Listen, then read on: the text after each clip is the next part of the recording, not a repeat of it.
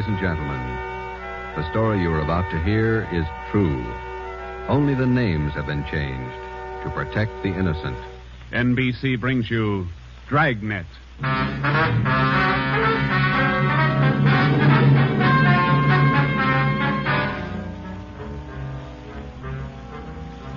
You're a detective sergeant.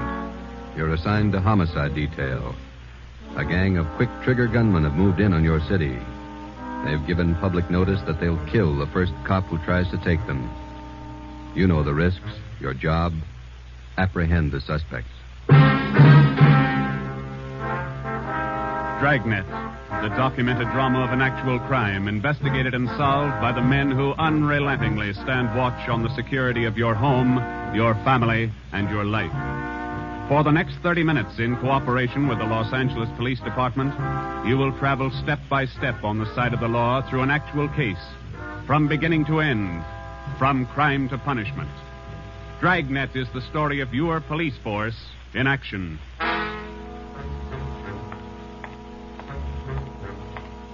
It was Wednesday, April 17th. It was warm in Los Angeles. We were working the night watch out of homicide detail. The boss is Ed Backstrand, chief of detectives.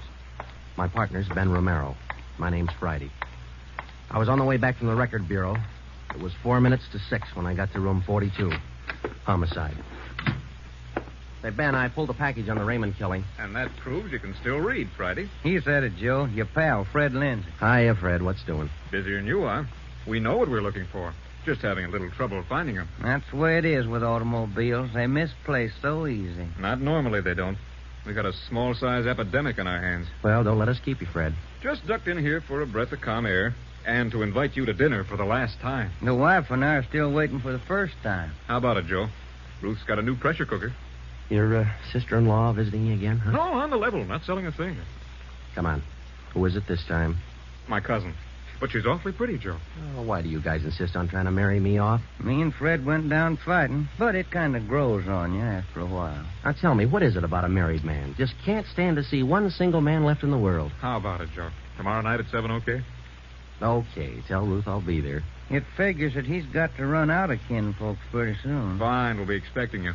Got a stakeout tonight, but tomorrow I'll be clear. Anything big? Nothing definite, Ben. Just to follow up on those stolen cars. See you, men. So long, Lindsay. Joe, you'll like my cousin. Oh, never say die. What a character. You just catnip to women, Joe. Yeah. Well, here's that Raymond package. Let's check those dates that Backstrand wanted, huh? Wednesday, April 17th was just routine. A dinner date I tried to get out of, some paperwork that the chief wanted done, and a hot, sticky day. Too hot to wear a suit of clothes. Sometimes it's like that. A day starts out being routine, and by the time it comes of age, it's got a personality all its own. At 10:23 that night, Ben and I were just finishing up the paperwork, and Ed Backstrand opened his office door. Friday, Romero, just got a hotshot call. What you got, Skipper? Hold up and shooting at Hooper and Esperanza, code 3. Code 3, that means red light and siren. It was 10:32 when Ben and I pulled up at the corner of Hooper and Esperanza. It was a bar in the basement of a building on the south side of the street. A radio car was there, and the two officers were holding the crowd back. A man was talking to one of the officers who turned and pointed to us. As Ben and I got out of our car, the man hurried over to us. You're the detectives? That's right, Sergeant Friday. My name's Cummings, R.L. Cummings. I own the bar. This is terrible. There was a gunfight downstairs. Uh-huh, come on. Where's the ambulance? One of the officers in the radio car said we needed the coroner. Did you see the actual shooting? No, I didn't. Here's the fellow that was shot. Oh, there's Jones from the crime lab. Hello, Friday. Romero. Hi, Lee. What do we got here? Pretty bad. Looks like a shotgun. Close range. He really got in the way of it. Ben. Yeah. It's Fred Lindsay. Motor theft. He was on a stakeout, Lee. Tell us about it, Mr. Cummings. You know this fellow, Sergeant? Yeah, we know him. What happened? We had a holdup tonight. 3 men. Yes, go on. Well, business was good, real good. We had a large crowd, and I was happy about that because I've been trying to sell out for a long time now. I've been showing the place to different parties all week long. I had a fellow coming over tonight to take a look at it. What time was that? A little less than an hour ago, about 9:30. I see. Go ahead. It was almost time for this man to show up, so I called Eddie, that's my bartender, and I told him to kind of keep a lookout for the man because I was going back to the office to get the books ready to show. You know how it is when you want to sell a business.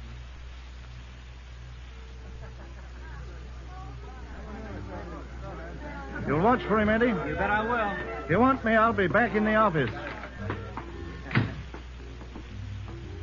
Keep your mouth shut and stand still. Huh? You own this bar, don't you? Well, yes. What is this? You're the boy we want to see. Which one are you? All three of us.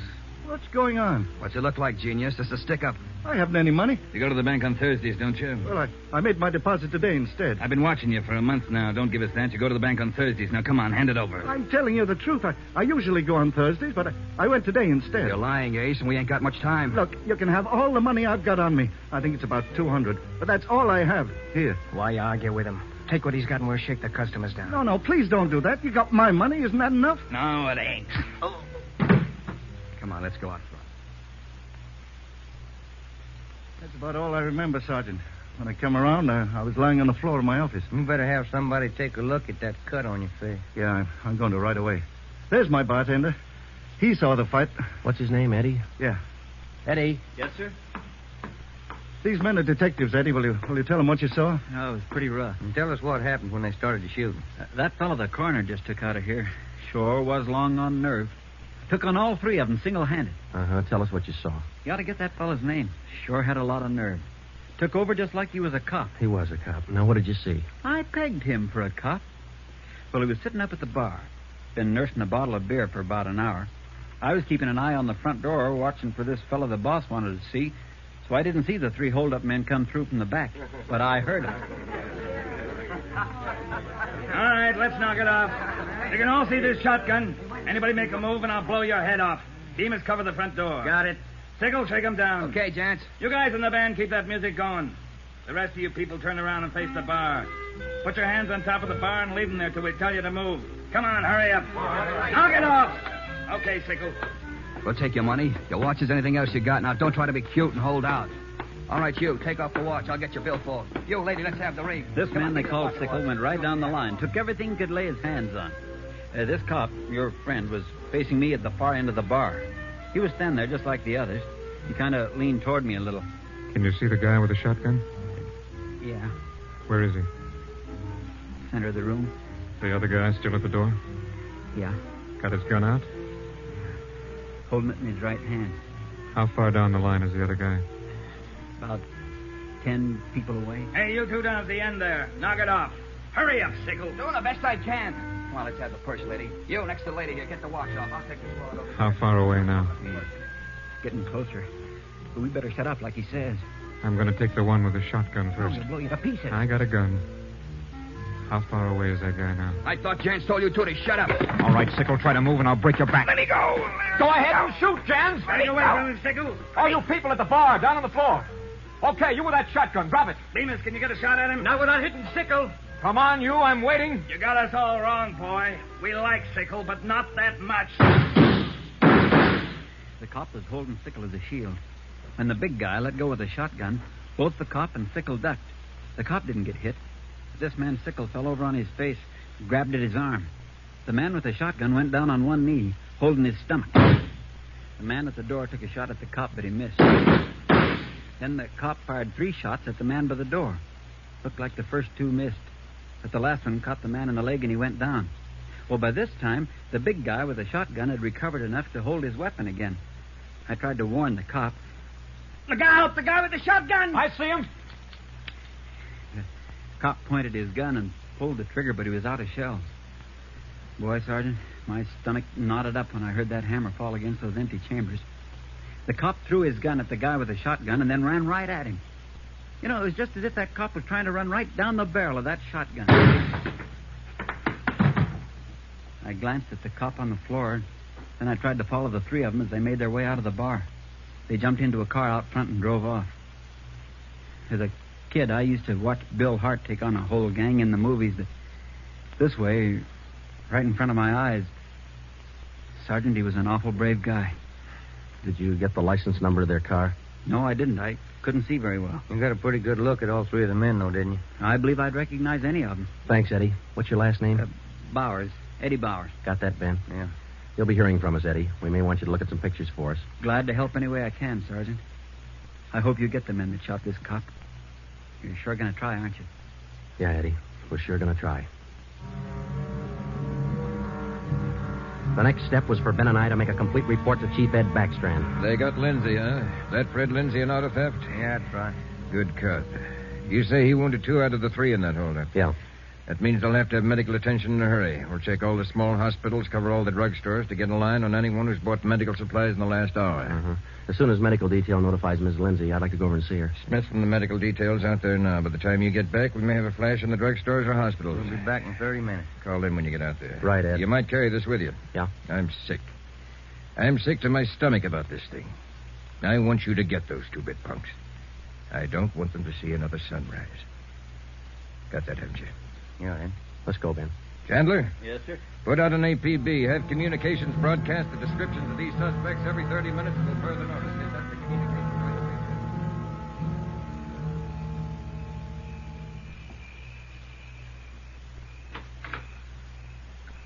Hello, Joe. Come in. Thanks, Ruth. Sit down. Ruth, you know how we all feel. It's all right, Joe. You're married to a cop. I guess you're meant to expect things like this. He'd like that. Fred and I used to discuss the possibility of this. Used to worry about him. I used to worry a lot, Joe. All those nights when he was away and the days, I used to worry. Now I know he's safe. Anything you want or you need? Thanks, no, Joe. Anything at all that I can do? Yes, Joe. I think there's something you can do. You and Ben are assigned to this case, aren't you? That's right. Then be careful. Thinking that you and Ben will have to face those killers. Ben's wife. Be careful, Joe. Yeah, Ruth, we will. Oh, sure. I want to see you get the men that did this to Fred. More than anything, I want that. No more heartaches. Yeah. Thanks for coming by, Joe.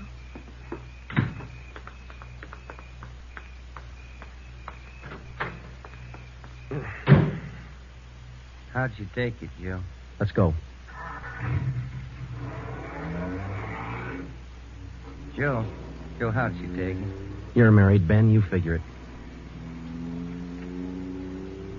It was 11:30 when we got back to Central Division. As we walked into the squad room, Backstrand was waiting for us. Friday, we just got our first lead. We've located a druggist who said he sold some medical supplies to a man about 45 minutes ago. There's the address. Pretty close to the scene of the shooting. Hop out and see him right away. The Rex Pharmacy was exactly 14 blocks from the Red Feather Bar where the shooting took place. Rex Pharmacy was like your corner drugstore, complete with apothecary jars and shower curtains. The druggist was the same little man who's been prescribing sulfur and molasses since you were a kid in school. Just about ready to close.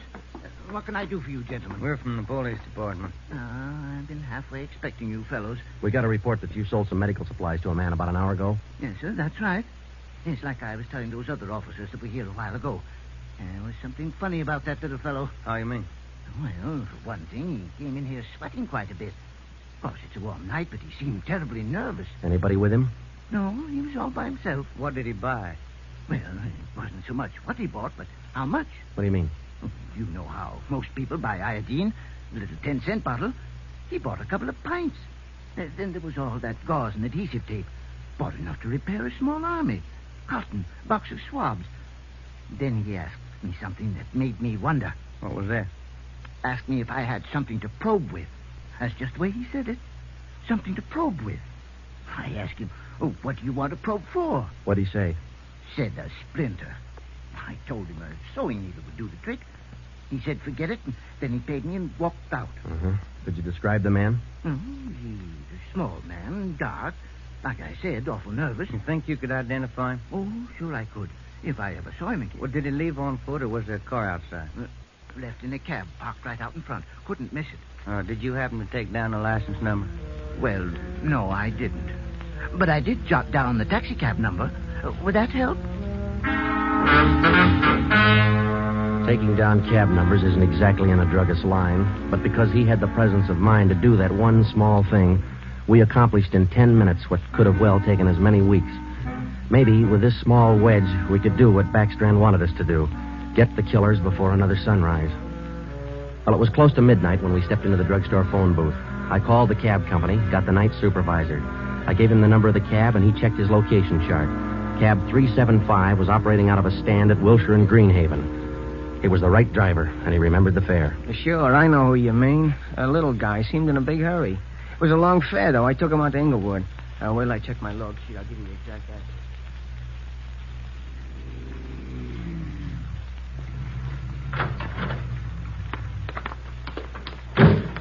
Here it is, Joe. 1523 Imperials.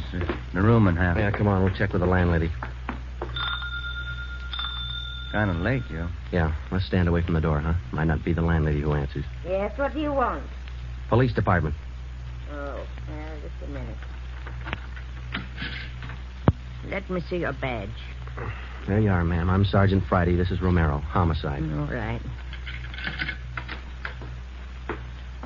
Now, what do you want? I run a good, clean rooming house It's here. not the house, lady. It's one of your tenants. Which one? That's what we want you to help us on. Look, do you men know what time it is? Come back here in the morning. Sorry, this can't wait till morning. Well, I'm not going to invite you in. We'll talk right here on the porch and keep your voices down. My tenants work during the day. Whatever you say, ma'am. Now, what is it you want to know? We're looking for a small, dark man. Well, I got 3 here. Could fit that description. No, he came in late tonight, about 45 minutes ago. I wouldn't know about that. I don't spy on my people. This is very important. You'll have to keep your voices down. Sorry. He's dark and he's small. No, I didn't just say he was dark. You must mean Mr. Tyndall. What's he done? What's his room number? He's in room 10, but I can't allow you to tramp up and down the stairs at this hour. You'll wake all my roomers. We'll be as quiet as he wants us to be. Now, what do you mean by that? Is there going to be trouble? I don't know, lady. Where do we find number 10? The end of the hall, last room on the right, and keep your voices down. If you'll just wait in your room, lady, we'll call you for want you. Okay, here we are. Now keep the door clear, Ben. We might have trouble. Think they all in there? We'll know in a minute.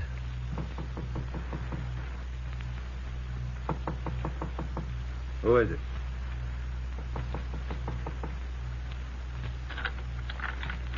What do you want? Police department. I'll try this closet, Joe. What do you want with me? What are you looking for? Closet's empty. What'd you say your name was? Tyndall, Bob Tyndall. New name, but same face, huh, Joe? Yeah, how long you been out of jail, Tenny? My name ain't Tenney, it's Tyndall. Your name's not Tyndall, it's Sam Tenney. We sent you up on a robbery charge 4 years ago. Now, isn't that right, Tenny? No, it's not right. You got the wrong man. I never been in jail. Yes, you have, because we sent you there. Now, come on. Who'd you buy the medical supplies for? I don't know what you're talking about. Look, Tenny, it's a hot night and it's late, so let's cut out the smart talk, huh? Who'd you buy those medical supplies for? Tenny, look, you're a 2-time loser right now. Who are you shielding? You got nothing on me. I ain't done a thing. We can prove that you bought those supplies tonight, and it can go kind of hard on you.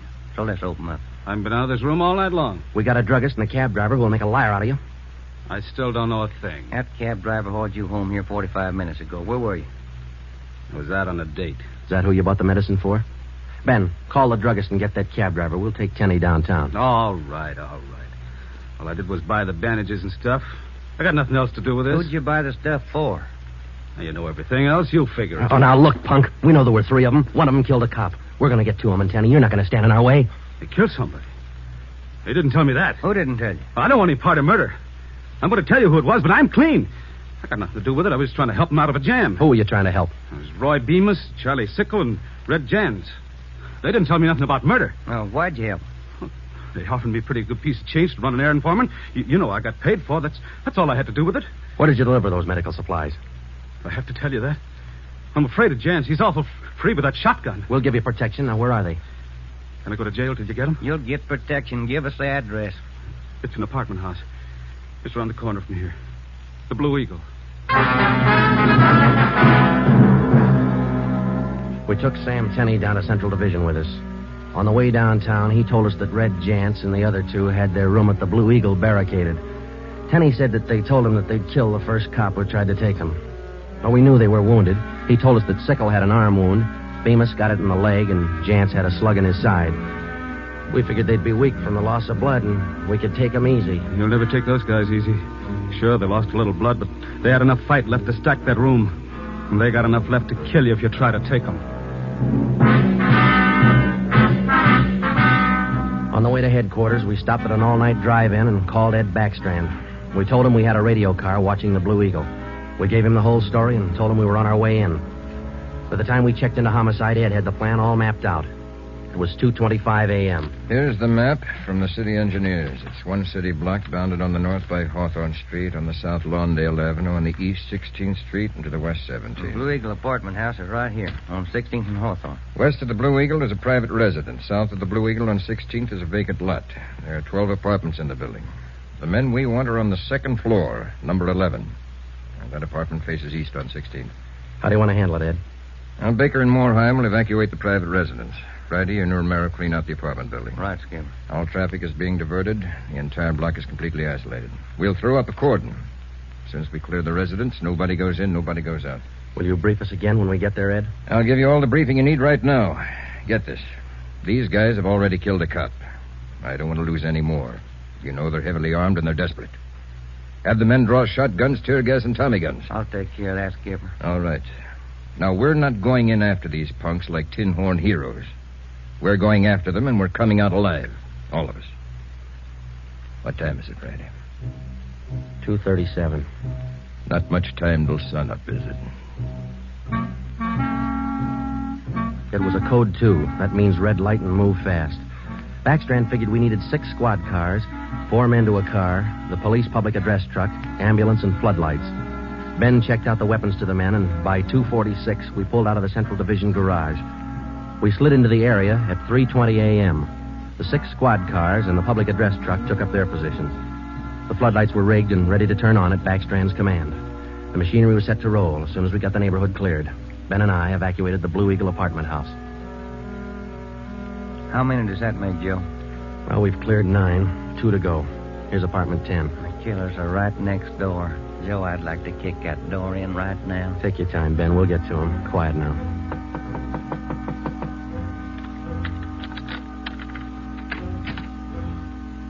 What is it? Police department. May we come in? Yeah, of course. What's the trouble? No trouble. We're evacuating the building. Now, we'll have to ask you to leave by the back door. We'll notify you when to return. Please leave quietly and lock your door. What's going on? No time to explain. Thank you very much for your cooperation. Okay, now, we'll skip 11 and go to 12. Yeah.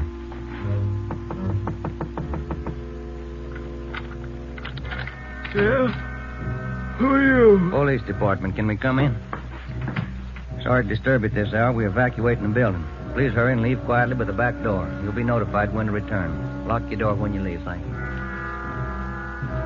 It was 4:10 a.m. Everything was set now. The neighborhood was completely cleared. The entire block was empty except for apartment 11 on the second floor of the Blue Eagle. I left Ben to watch the door of apartment 11. I went downstairs and across the street to join the rest of the men. It was Ed Backstrand's show from here on. That's it, Ed. All set. Baker, Moorheim, all clear? All clear, Chief. Baker, you and Moorheim take 3 men and cover the rear of the building. Right. Is that detail covered Hawthorne Street? They're all set, Ed. How about the vacant lot? Taken care of. The rest of you men? Friday and I are going into the building. We'll try to get him to come out now. Johnson. Yes, sir? Come with us and keep us covered. Let's go.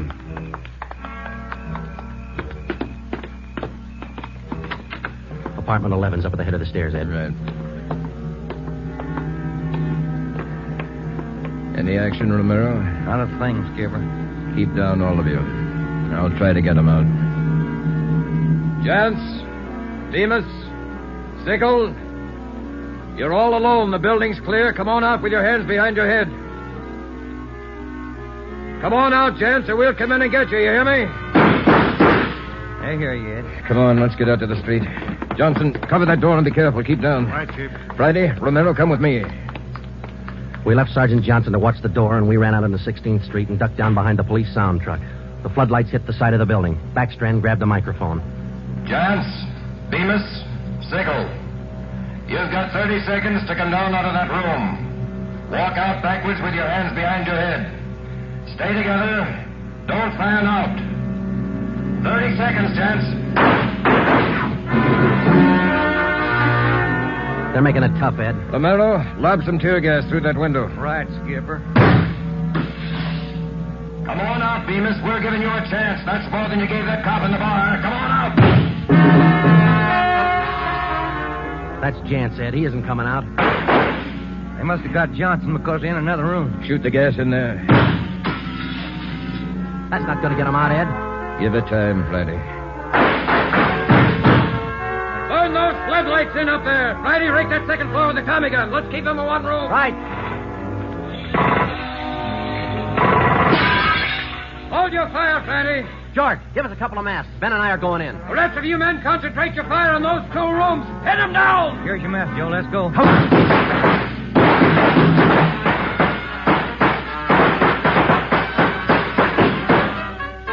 Put that mask on, Ben, and keep down. Yeah, wait a minute.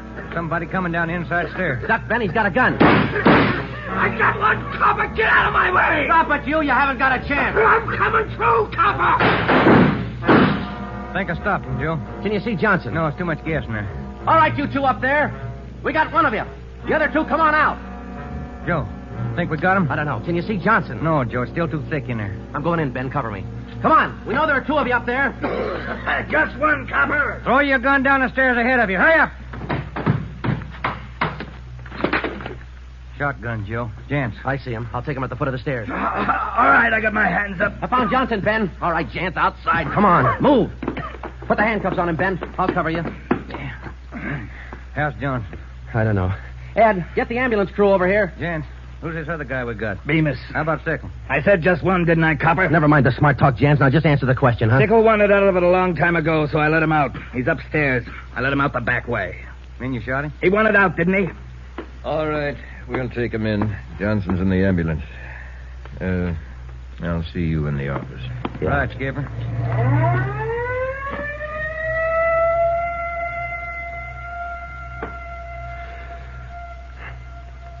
How about a smoke, huh? Yeah. Here you go.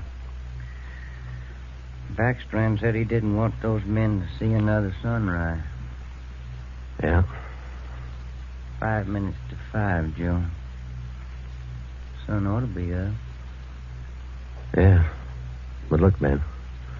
It's cloudy. Guess we'll never know, huh?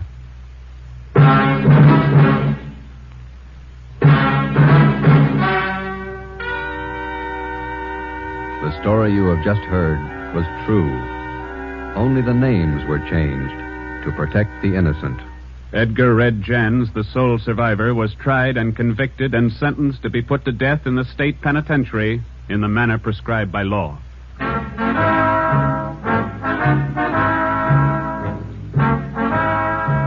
You have just heard the 4th in a new series of authentic cases from official files.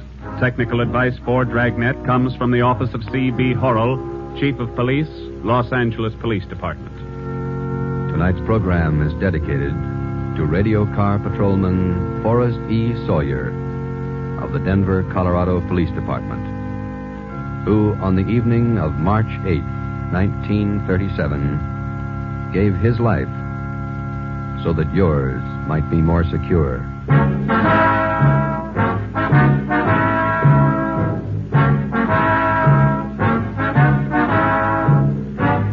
Dragnet came to you from Los Angeles.